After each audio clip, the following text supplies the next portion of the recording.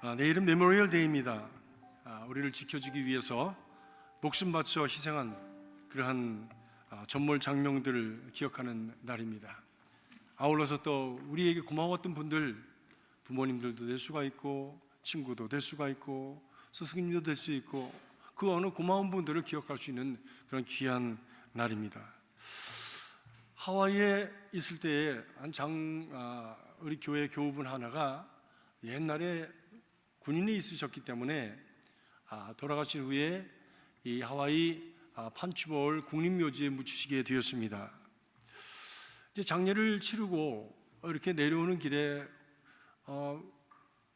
다른 비문들을 이렇게 비석들을 보면서 내려오는데 한 곳에 이르러서 unknown이라고 쓰여져 있는 그런 비문을 보게 되었습니다. 참 누군지 알지 못하는 사람, 아무도 알아주지 않는 사람들이 여기 묻혔구나 하고 자세히 바라보니까 그 밑에 Korean War라고 써 있었어요.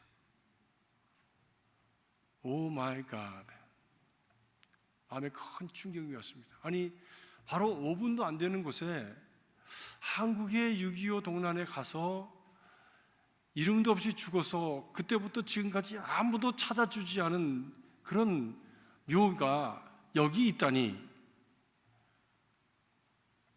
너무 부끄러웠습니다. 그래서 거기서 일하는 분들에게 물었습니다. 여기 이런 묘가 몇이나 됩니까? 물었더니 4,500구가 된다고 그래요.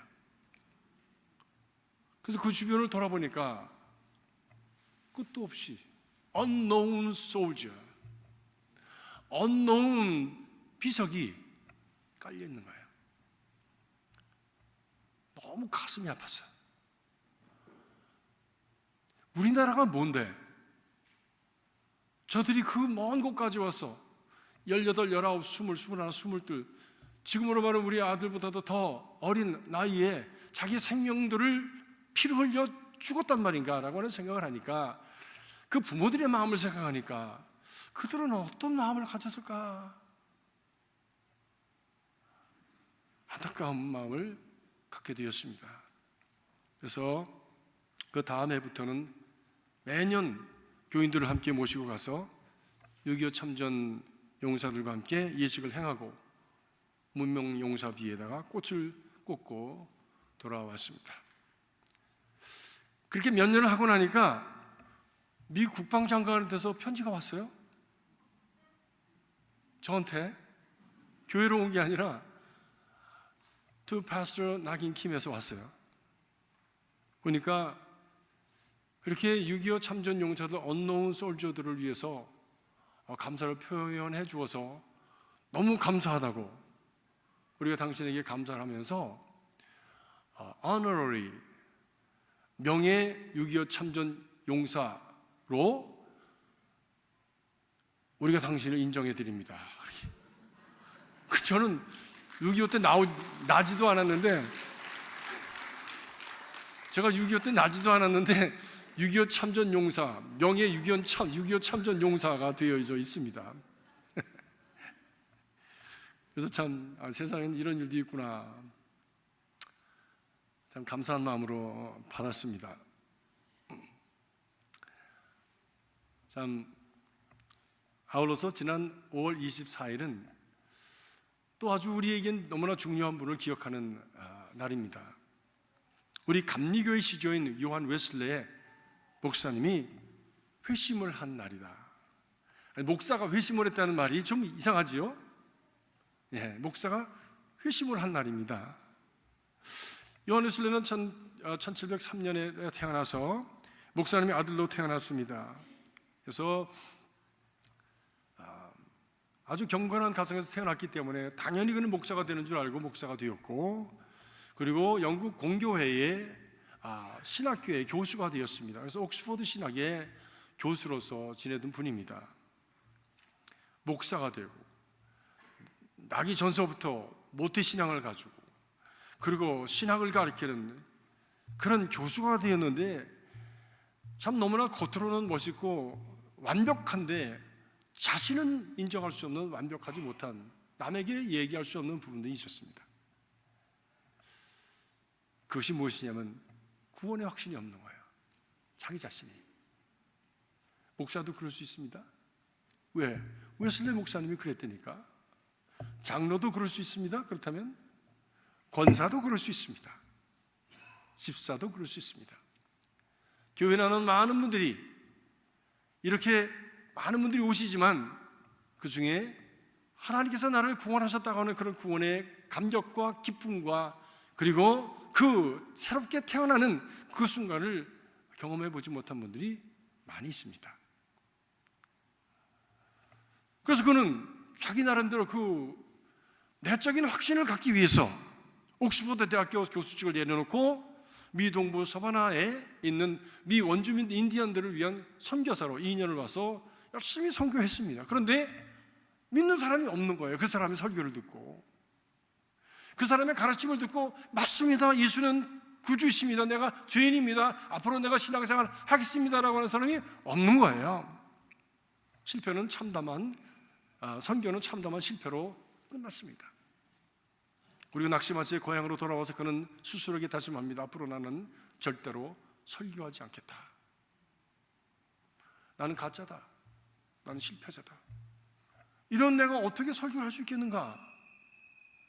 라고 낙심한 채 좌절감을 가지고 어느 날 그가 올드스게이트가 그 뒷골목을 이렇게 배회하는 중에 멀리서 들리는 찬송 소리를 듣게 되었습니다. 그것은 그날 모여서 하나님 앞에 작은 저녁 예배를 드렸던 그런 회중교회였습니다. 그것이 1738년 5월 24일 저녁이었습니다. 그날 일기를 요한 웨슬리는 이렇게 적습니다. 저녁에 나는 아주 마지못해서 올드스게이트 스트리트에 있는 모임에 갔습니다. 거기서 어떤 사람이 루터가 쓴 로마서 주석 서문을 읽고 있었습니다. 9시 15분 전쯤 그리스도를 믿는 믿음을 통해 하나님께서 마음에 일으키시는 변화에 대해 루터가 설명하는 부분을 읽는데 나의 마음이 이상하게 뜨거워지는 것을 느꼈습니다. I felt my heart strangely warmed. 그리고 그리스도께서 나의 모든 죄를 용서하시고 죄와 죽음의 법에서 구원하셨다고 하는 확신이 마음에 차올라왔습니다. 나는 너무 기뻐서 내가 구원받았다고 기쁨의 소리를 외치면서 동생 찰스 웨슬리에게 달려갔습니다. 그 경험 후에 그는 그 구원받은 믿음의 확신을 가지고 말씀을 뜨겁게 전하기 시작했습니다. 그런데 이상한 것은 그렇게 전하자 하고 미국 사바나에 와서 그렇게 자기가 열심히 의지적으로 열심으로 지식적으로 열심으로 신학적으로 열심히 했을 때는 믿는 자가 없었는데 그 내면에 분명한 자기 확신을 가지고 구원의 체험을 가지고 전하는 그 말씀을 듣고 많은 사람들이 회개하고 돌아오기 시작했다고 하는 거예요. 이를 본 당시 침체되고 형식화되었던 영국 교회에서 영국 그 에피스코폴 처치에서는 그가 잘못되었다고 그렇게 판단을 하고 그에게서 설교권을 빼앗았습니다. 당신은 앞으로 절대로 설교할 수 없습니다.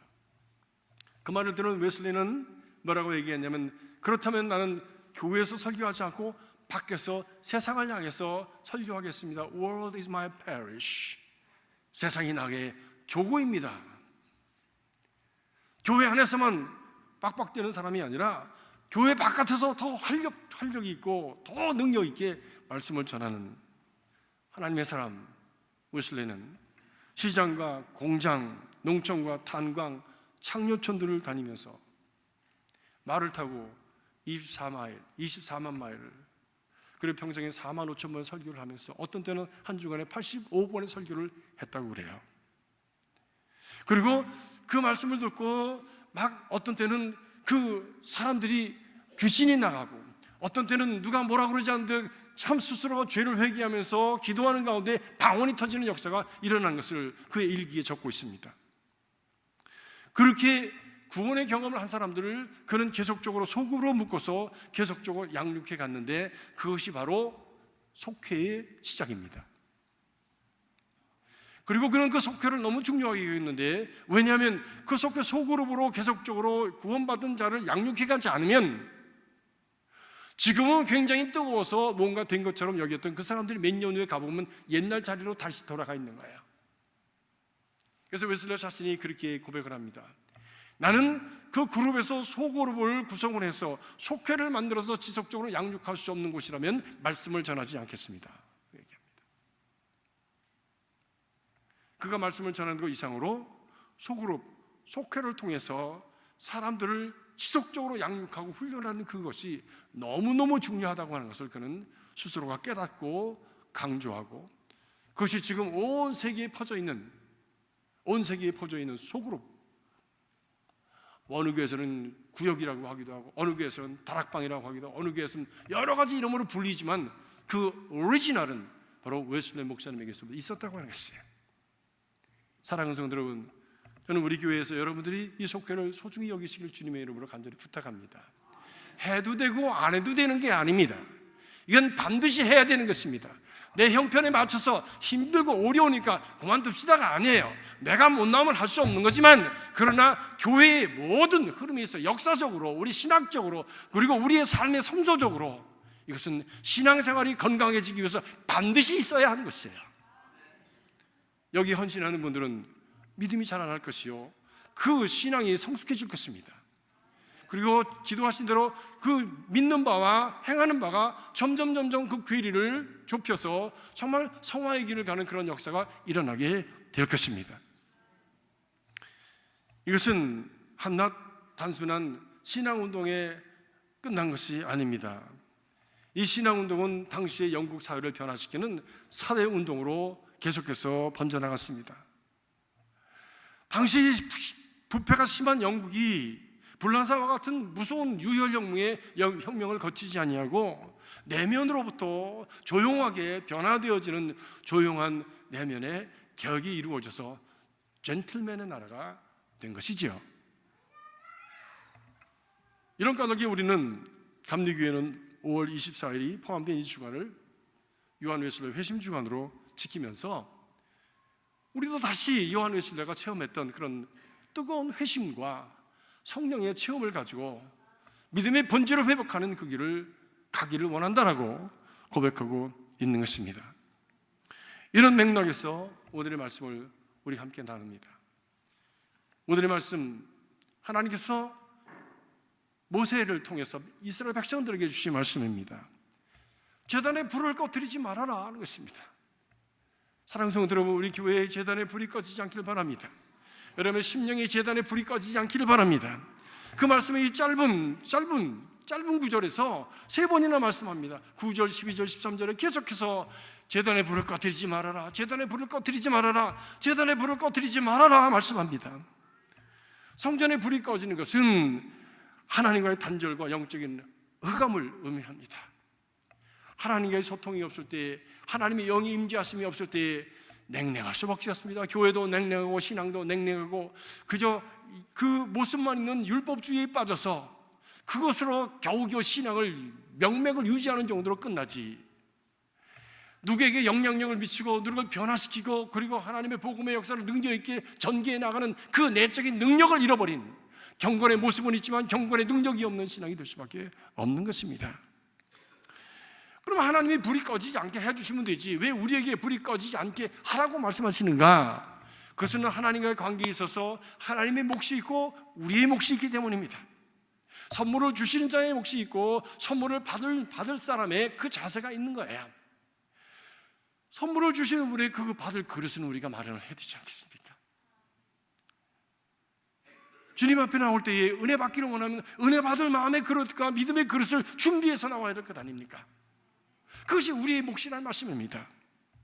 주면 주고 말면 말고가 아니라, 일어나고 관두면 관두는 것이 아니라 준비된 만큼 우리가 하나님의 은혜를 받을 수 있다라고 하는 것이지요. 제단의 불을 꺼뜨리지 않는 것은 우리의 몫이라는 말씀이에요. 우리의 몫이에요. 불이 꺼지면 캄캄합니다. 불이 꺼지면 싸늘합니다. 신앙적으로 불이 꺼졌다고 하는 것은 바로 성령의 역사가 소진되었다라고 하는 것을 의미하는 것이지요. 그리스도의 스피릿이 죽어버린 거예요. 개인 신앙도 교회도 영적 비전이 없고 그리고 냉랭하게 되어집니다. 옛날 관습적인 것만 남습니다. 개방적으로 또 앞으로 진취적으로 앞을 향해서 그리스도의 복음의 역사를 좀 진보적으로 확장시켜 나가기 위한 그런 도전과 그리고 참 투쟁적인 정신이 사라집니다. 참된 신앙생활과 그리고 교회 사역은 성령의 역사하심이 없이는 이루어질 수가 없습니다.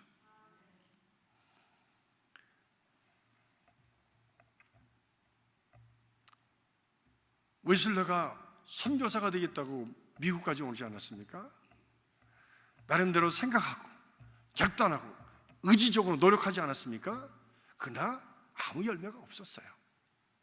그 열매는 성령의 열매로서 나타났던 것이지 자기의 의지로 자기 성취로 되어졌던 것이 아니란 말씀입니다.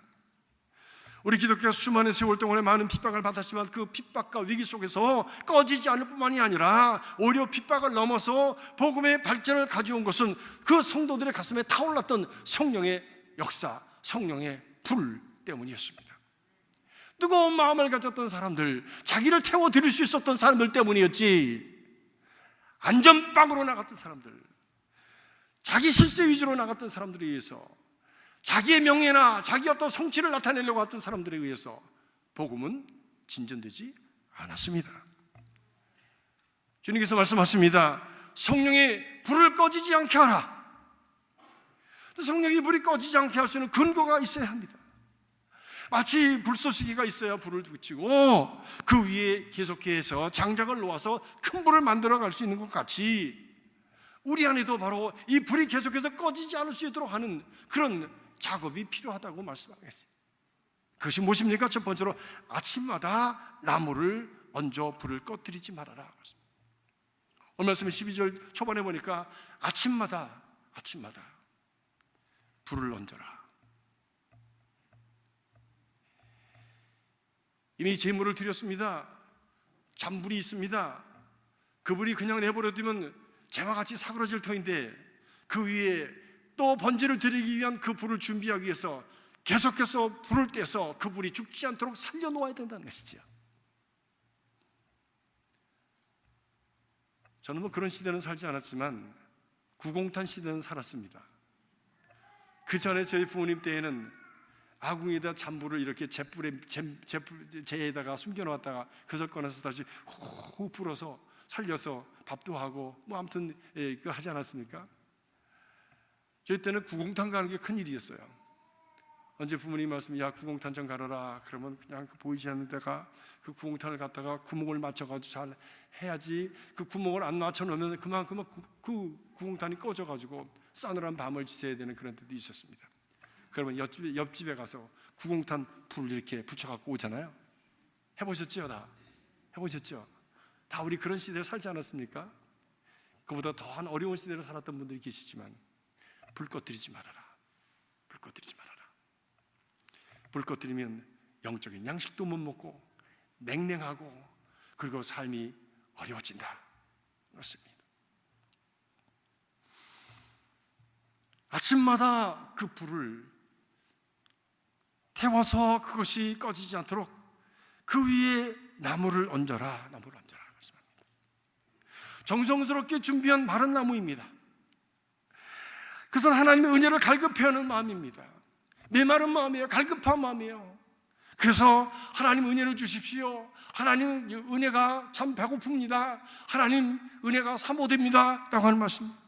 하나님 은혜를 주시지 않아서가 아니라 이미 마음이 젖어 있으면, 갈급함이 없으면 그 은혜를 먹을 수 있는 마음의 준비가 있게 되지 않는 것입니다. 그래서 우리의 마음은 늘 영적으로 갈급하고 배고파야 합니다. 그래야 건강한 신앙이 될 수 있습니다. 그래야 하나님께서 통해서 역사하시는 그런 능력 있는 신앙이 될 수가 있는 것이에요. 아이들도 잘 먹는 애가 건강하잖아요. 잘 먹는 놈은 잘 먹는데도 계속 배고파, 계속 달래, 계속 마시겠대. 너는 어떻게 이렇게 먹냐? 그런데도 늘 달래. 배고프니까. 그런데 안 먹는 아이보다 훨씬 건강하잖아요. 안 먹는 아이보다 훨씬 활동적이잖아요. 사랑하는 성도 여러분, 하나님의 은혜에 갈급하시고 하나님의 말씀에 감격하고 하나님의 그 역사에 갈급한 여러분이 되시길 주의 이름으로 축복합니다. 목마른 사슴 시냇물을 찾아 헤매이듯이 내 영혼 주를 찾기에 갈급하나이다. 주님만이 나의 힘, 나의 방패, 나의 참 소망, 나의 마음 정성 다하여서 주님 경배합니다.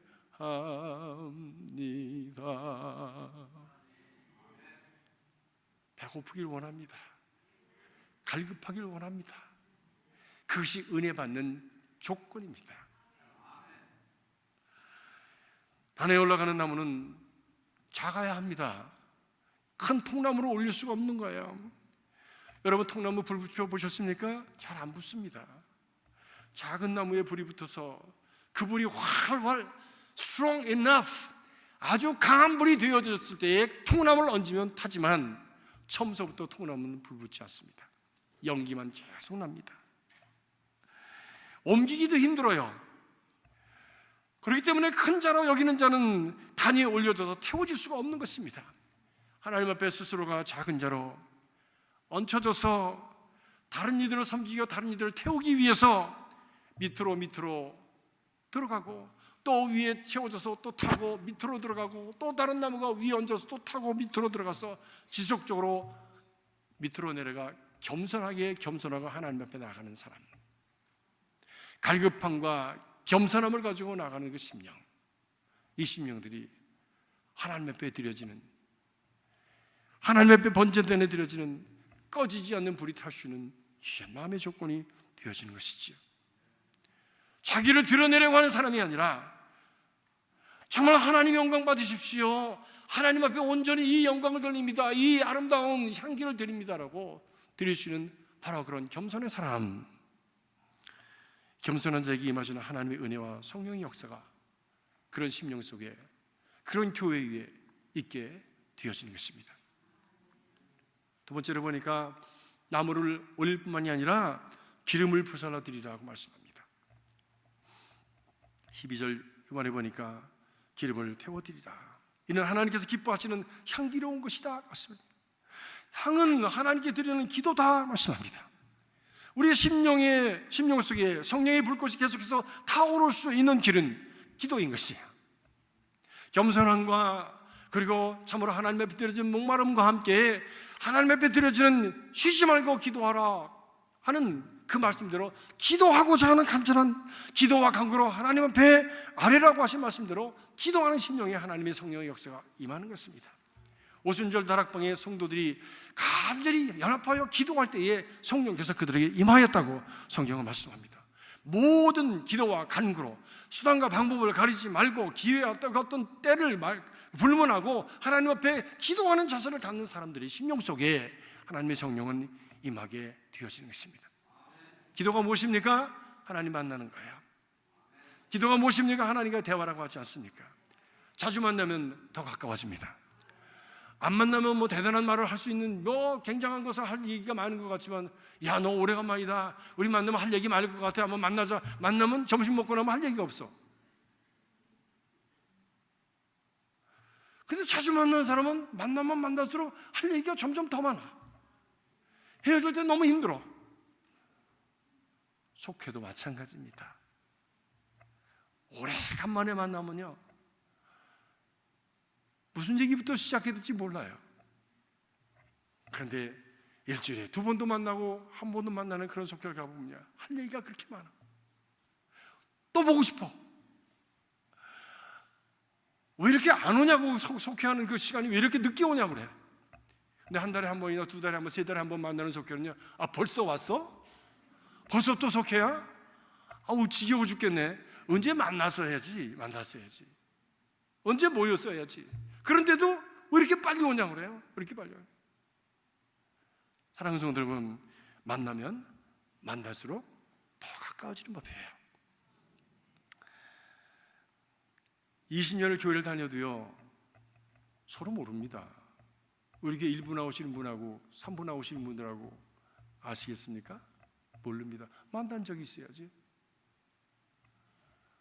어느 교인이 식당에 가서 한국분을 만나서 교회 나가시냐고 그랬대요. 그랬더니 교회 나간다고.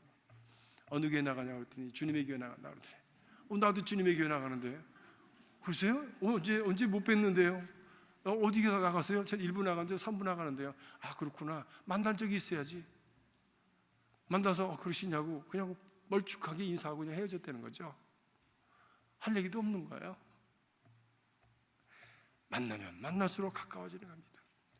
가족도 마찬가지지요. 자녀들과도 자주 만나면, 그리고 부부간에 자주 만나면 할 얘기가 많은 거예요. 안 만나면 소닥 본 듯이 그냥 지나다니는 거야. 소닥 본 듯이. 아침에 일어나서 저 여자가 누구지? 어저께 저녁 때는 저렇게 안 생겼는데 왜 오늘 아침에 저렇게 생겼지? 이런 정도가 되어지는 것이죠. 모든 관계가 마찬가지입니다. 하나님과의 관계도 마찬가지입니다. 가까이 나가지 않으면 하나님 모르는 거야. 하나님도 너를 내가 모른다 하신다는 거야. 제가 주님의 이름으로 병도 고치고 귀신도 쫓아내고 선교도 하고 별거 다 했습니다. 그런데 수고는 했다만 내가 누구냐? I don't know you 라고 하신다는 겁니다. 주님 말씀하십니다. 하나님을 가까이 하라. 그리하면 그가 너희를 가까이 하시리라. 하나님을 가까이 할 수 있을 때, 부르실 만한 때에 부르라. 그가 응답하시리라.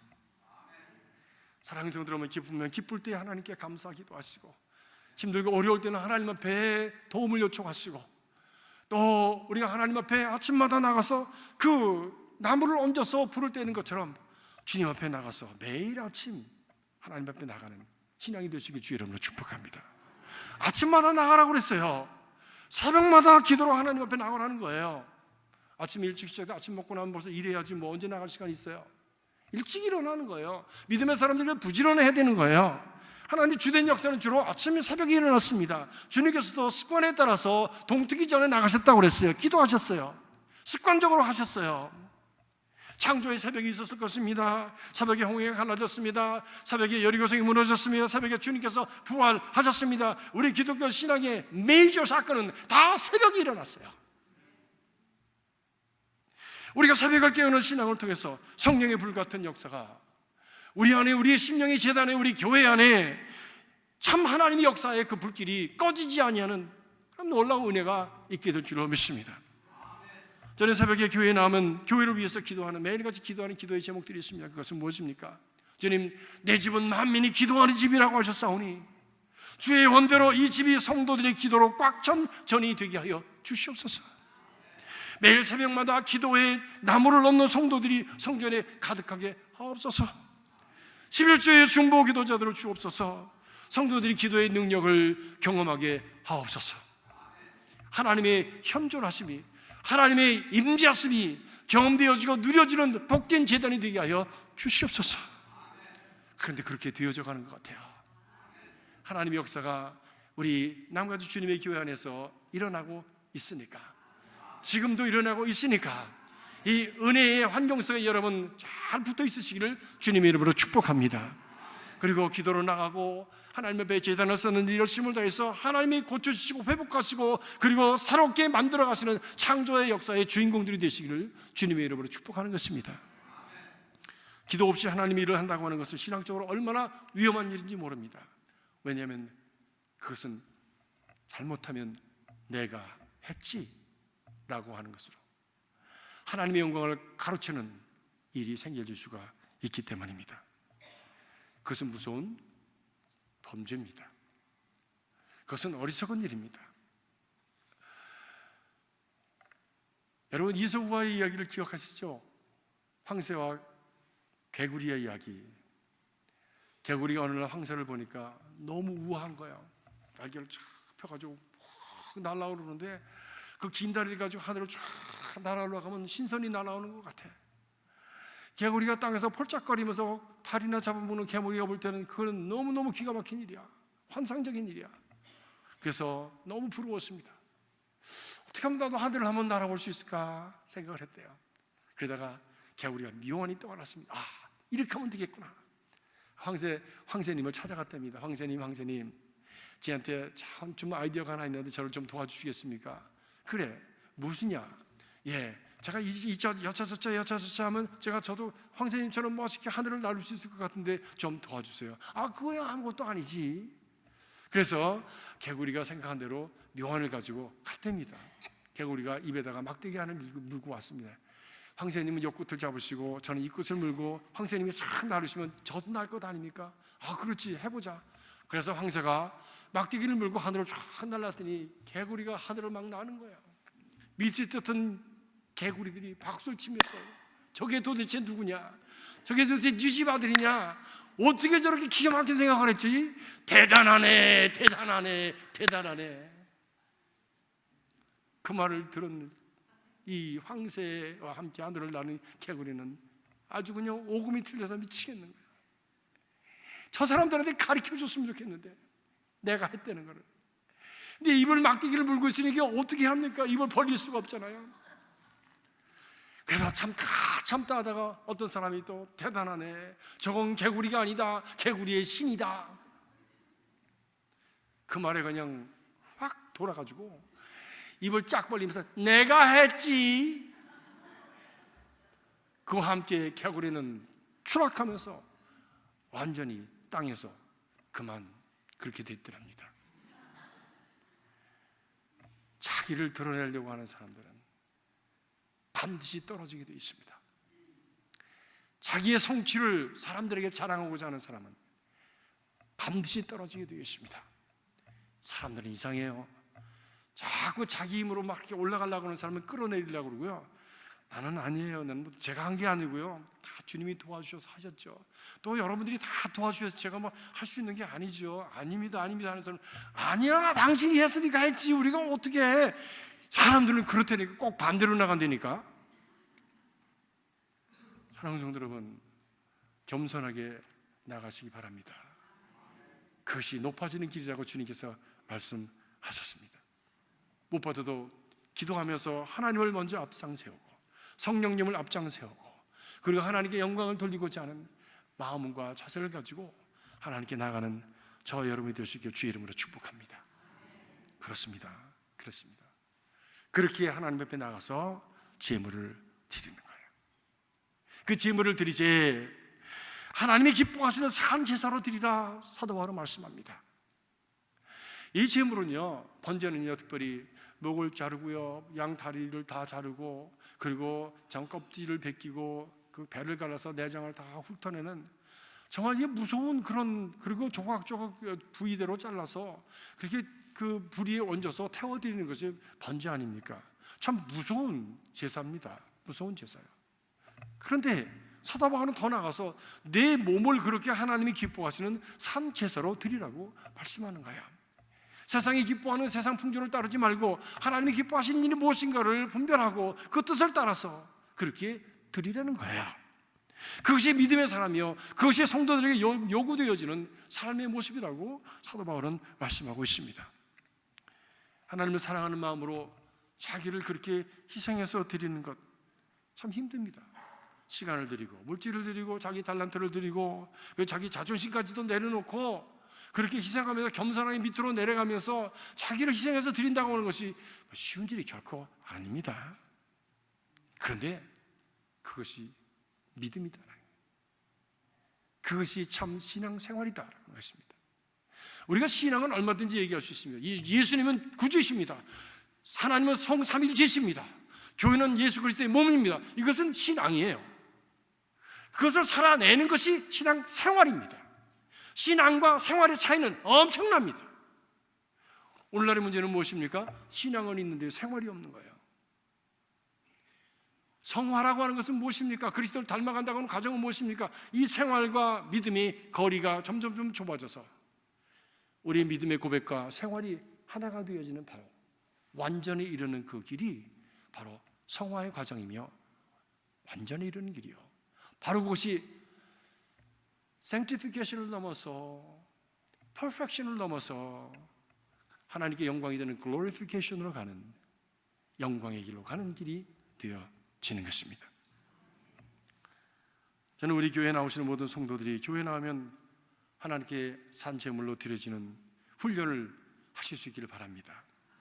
손에 물을 묻히고 허리를 굽히고 아이들을 쓰다듬어주고 안아주고 아이들이 흘린 종이를 줍고 내 눈에 보기에 부족한 것을 내 손을 내밀어서 채워가는 그런 산제사로 드려지는 그런 신앙 생활을 훈련하시기를 주님의 이름으로 부탁합니다.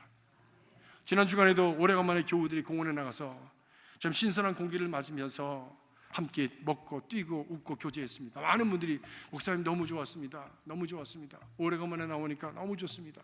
이렇게 어울려서 함께하는 것이 너무 좋습니다. 어른들만 좋다고 그러나 애들은 어떤가? 중고등부한테는 물어봤어요. 그랬더니 아이들도 너무 좋았대. 언제 아이들하고 어른하고 같이 이렇게 같이 뛸 수 있는 시간이 언제 있었냐는 거예요. 너무 좋았다는 거예요. 신나했습니다. 그래요.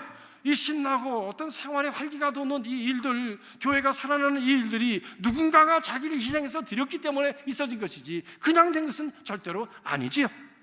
기도 중에 준비하고 그러기 위해서 몇 번씩 미팅을 하고 상품을 모으고 스케줄을 짜고 진행하느라고 그 공원을 뛰어다니면서 얼굴이 새빨갛게 익을 정도로 오고 가면서 성도들을 섬기는 그 산제사, 음식을 준비해서 함께 나누는 그 산제사를 통해서 성도들의 기쁨과 교회가 활력을 갖고 생명의 불길이 일어나는 역사가 일어나게 되는 것입니다. 수고하신 여러 성도들께 감사를 드립니다. 헌신의 불길이 타올라야 누군가가 사는 생명의 역사가 일어나는 것입니다. 누군가가 죽어야 누군가가 사는 이 우주 전체의 생명의 원리입니다. 만약에 그것이 아니라면 예수 그리스도께서 왜 십자가에 죽으셨겠습니까? 내가 죽어야만 만인이 사는 것이 생명의 원리다. 여러분의 삶 속에 이 생명의 원리가 적용이 되어지고 그래서 주님의 말씀대로 생육하고 번성하는 역사들이 지속적으로 일어나는 생명의 불길이 타오를 수 있기를 주의 이름으로 축복하는 것입니다. 많은 사람들의 소망이 되고 위로가 되고 구원의 통로가 되는 그런 역사가 바로 하나님의 성령의 임재하심과 그에 순종하며 기도하며 그에 함께 따르는 번제물이 되어지는 내 몸을 산 제물로 드리는 바로 그런 삶을 통해서 우리의 삶의 영역 속에 일어날 수 있기를 간절히 바랍니다. 웨슬리 목사님의 회심을 기억하면서 우리 교회의 제단에 각자 심령의 제단에 성령의 불과 기도의 불, 헌신의 불길이 타오르는 그리고 하나님의 영광을 위해서 힘차게 드려지는 귀한 역사가 있어지기를 간절히 기원합니다. 기도하겠습니다. 주님 감사합니다. 이 모든 예배를 주님께 드립니다. 주님께서 목마른 심령, 메마른 심령들마다 성령의 은혜로 불태워 주시옵소서. 그래서 그를 통해서 우리도 기억하지 못하고 기대하지 못한 하나님의 놀라운 역사가 전개될 수 있도록 축복하여 주시옵소서. 예수님의 이름으로 기도합나이다. 아멘.